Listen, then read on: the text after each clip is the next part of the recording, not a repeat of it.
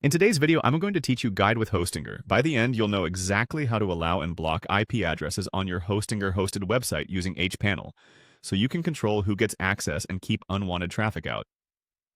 First, open Hostinger's hPanel and sign into your account. From the home screen, you'll see the Websites area. Head into the site you want to manage and open its dashboard. The dashboard is your control center for settings, tools, and security features.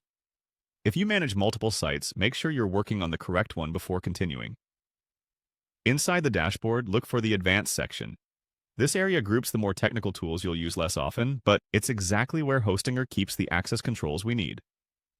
Click Advanced to reveal the security and server management utilities available for your website.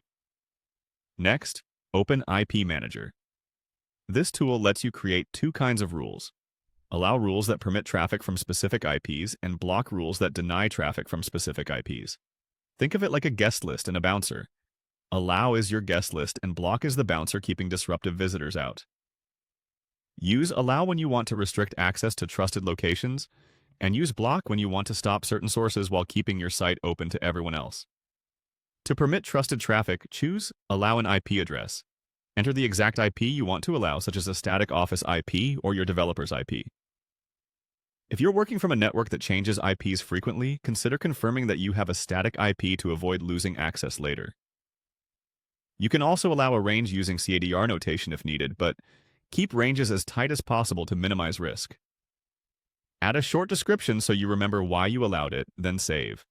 The change typically applies quickly. To stop unwanted traffic, select Block an IP address. Paste the IP you want to deny, add a brief note, and save. This is useful for repeated malicious requests, brute force attempts, or obvious spam. If you use security plugins or a CDN, remember that they may have their own allow and block features, so keep your rules consistent across tools. After making changes, give it a minute and test from the relevant network.